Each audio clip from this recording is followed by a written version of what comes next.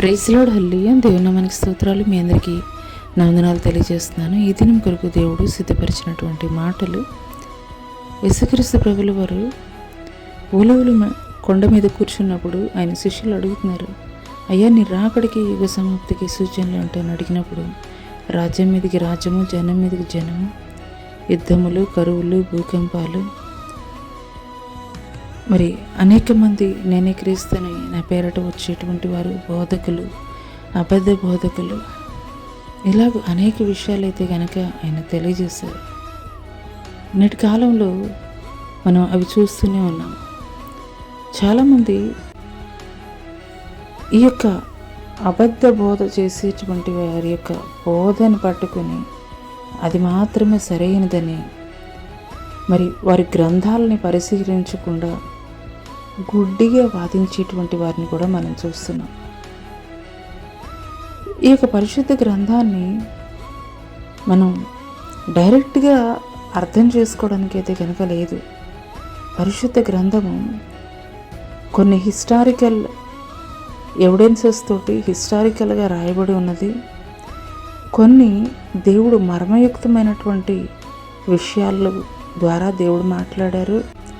కొన్ని ఆయా పరిస్థితులు, ఆయా సమయాల్లో జరిగినటువంటి సందర్భాలను బట్టి మాట్లాడినటువంటి పరిస్థితులు కూడా అయితే కనుక ఉన్నాయి. ఫర్ ఎగ్జాంపుల్ చూసుకున్నట్లయితే అపోస్తలుడు అయినటువంటి పౌలు గారు మాట్లాడతారు, స్త్రీలు మౌనంగా ఉండవలసిందే, వారు బోధించడానికి వీల్లేదు అని తెలియజేస్తారు. అయితే ఆ మాట పట్టుకొని మరి కొంతమంది ఏం మాట్లాడుతున్నారంటే, స్త్రీలు మరి సంఘంలో బోధించడానికి అయితే కనుక వీల్లేదు, వారు మౌనంగానే ఉండాలి, ఎందుకంటే లేఖనం తెలియజేస్తుంది అని చెప్తున్నారు. నిజమే, కానీ ఆ యొక్క కాంటెక్స్ట్ ఏ సందర్భంలో చెప్పారు, ఎందుకు చెప్పారు అనేటువంటి విషయాన్ని కూడా మనం పరిశీలించాలి. అపోస్తలుడైనటువంటి పౌలు గారు ఆ మాటని ఎందుకు తెలియజేశారు అని అంటే, ఆనాటి కాలంలో స్త్రీలు పెద్దగా చదువుకున్నటువంటి వారు కాదు, వారు విద్య లేనటువంటి వారిగా ఉన్నారు. మరి అటువంటి వారు సంఘములో బోధించేటువంటి వారిగా ఉంటే మరి ఆ యొక్క బోధ ఏ రీతిగా ఉంటుంది అనేటువంటి విషయం అయితే మనకు తెలుసు. అందుకొరకే అపోస్తలుడైనటువంటి పౌలు గారు స్త్రీలు సంఘంలో అయితే కనుక బోధించకూడదు, వారు మౌనంగా ఉండాల్సిందే అని మరి ఆ యొక్క పరిస్థితులను బట్టి అయితే ఆయన తెలియజేశాడు.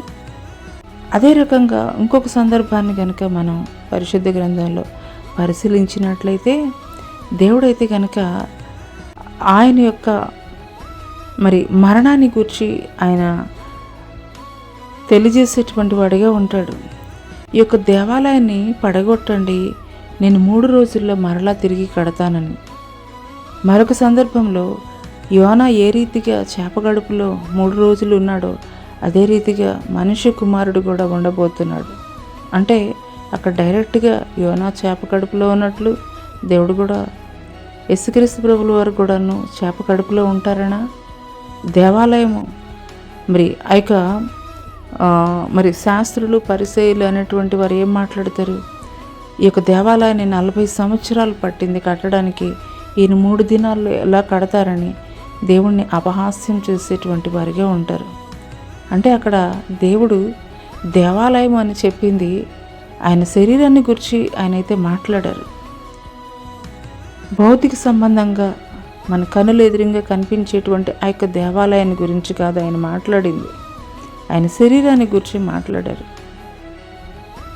ఇలాగూ కొన్ని విషయాలు మరి పరిశుద్ధ గ్రంథంలో మనం తెలుసుకోవాలి అని అంటే కనుక పరిశుద్ధాత్మ సహాయం ద్వారా నీవు పరిశుద్ధ గ్రంథాన్ని చదివితే తప్ప ఇలాగూ మరి మర్మయుక్తమైనటువంటి విషయాలైతే కనుక మనకి బోధపడవు.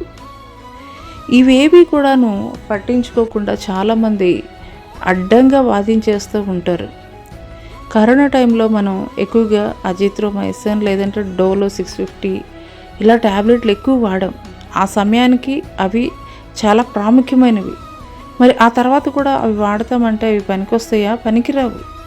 కాబట్టి ఏ సందర్భంలో ఎక్కడ ఏ వాక్కు లేదంటే ఏ మాటని మరి అప్లై చేయాలనేటువంటి విషయాన్ని అయితే కనుక తెలుసుకోవాలి.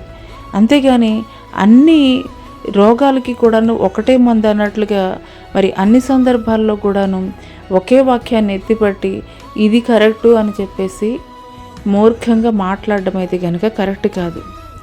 మరి ఆ రీతిగా మనం ఉండకూడదు. మరి జ్ఞానం కలిగి ఉండాలి అని అంటే కనుక పరిశుద్ధ గ్రంథాన్ని చదివేటప్పుడు మనం పరిశుద్ధాత్మ యొక్క సహాయం అయితే కనుక మనం పొందుకునేటువంటి వారముగా ఉండాలి. మరి యోహాను సువార్త 16వ అధ్యాయం 13వ వచనంలో కనుక మనం చూసుకున్నట్లయితే, సత్యస్వరూపి అయిన ఆత్మ వచ్చినప్పుడు మిమ్మల్ని సర్వసత్యంలోనికి నడిపించును అనే మాటనైతే కనుక మనం చూస్తున్నాం. పరిశుద్ధాత్మ సహాయం ద్వారా నువ్వు ఎప్పుడైతే పరిశుద్ధ గ్రంథాన్ని చదవడం ఆరంభిస్తావో పరిశుద్ధాత్మ దేవుడు నిన్ను గైడ్ చేస్తారు. ఆయన నిన్ను సర్వసత్యంలోనికి నడిపిస్తారు. కాబట్టి మనం ఏదో ఈ యొక్క పరిశుద్ధ గ్రంథాన్ని ఒక టెక్స్ట్ బుక్ లేదా ఒక గైడ్ చదివినట్లుగా మనం చదవడం కాదు. కానీ మరి కీర్తనల గ్రంథంలో ఉంటుంది, దివారాత్రము దాన్ని ధ్యానించువాడు ధన్యుడు అని ఉంది. ధ్యానించేటువంటి వారముగా ఉండాలి. పరిశుద్ధాత్మ సహాయం ద్వారా పరిశుద్ధ గ్రంథాన్ని చదవాలి. చదివిన దాన్ని విడిచిపెట్టడం కాదు, కానీ ధ్యానించేటువంటి వారముగా ఉండాలి. ఆ రీతిగా ఉన్నప్పుడే మరి ఈ యొక్క పరిశుద్ధ గ్రంథంలో దేవుడు రాయించినటువంటి మాటలకి అర్థం ఏంటి, ఏ మాటల్ని ఎక్కడ అప్లై చేయాలి, ఏ పరిస్థితులకి ఏ మాటల్ని అప్లై చేయాలి, ఎక్కడ ఏ మాటలు మాట్లాడాలి అనేటువంటి విషయాలైతే కనుక పరిశుద్ధాత్మ దేవుడు నీకు బయలుపరిచేటువంటి వాడిగా ఉంటాడు. హల్లెలూయా.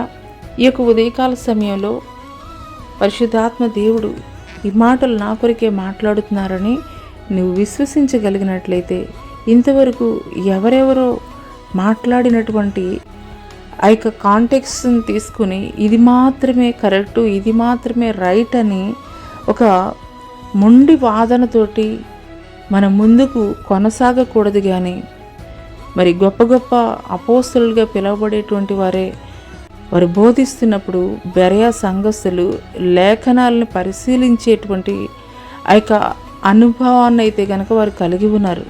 అదే రీతిగా మరి గొప్ప గొప్ప సేవకులు చెప్పేటువంటి మరి వాక్యాలను వినొచ్చు, కానీ అవి సరిగా ఉన్నాయా లేవా అనేటువంటి విషయాన్ని కూడా నువ్వు పరిశీలన చేసుకోవాలి.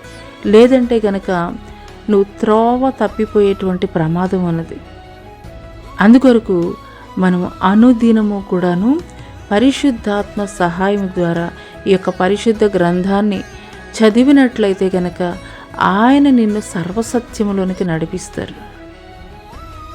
నువ్వు తప్పిపోయేటువంటి అవకాశం ఎట్టి పరిస్థితుల్లో కూడా ఉండదు. ఈ యొక్క ఉదయకాల సమయంలో పరిశుద్ధాత్మ దేవుడు నీతో ఈ మాటలు మాట్లాడుతున్నప్పుడు నిశ్చయముగా ఇంతవరకు కూడాను పరిశుద్ధాత్మ సహాయము లేకుండా కేవలము ఒక టెక్స్ట్ బుక్ చదివినట్లుగా చదివినవేమో నీ జీవితంలో. కానీ ఈ యొక్క నూతన సంవత్సరంలో పరిశుద్ధాత్మ దేవా నీ సహాయం నాకు కావాలి, నీ సహాయం ద్వారా ఈ యొక్క పరిశుద్ధ గ్రంథాన్ని నేను అర్థం చేసుకోవాలి. నువ్వు ఎప్పుడైతే మోకరిల్లి దేవుని ఎదుట ప్రార్థన చేసి నువ్వు పరిశుద్ధ గ్రంథాన్ని చదవడం ఆరంభిస్తావో నూతనముగా అయితే కనుక దేవుడు నీకు బయలుపరిచేటువంటి వాడిగా ఉంటాడు. అటి కృప దేవుడు నీకు దయచేయనుగాక. ఆమెన్.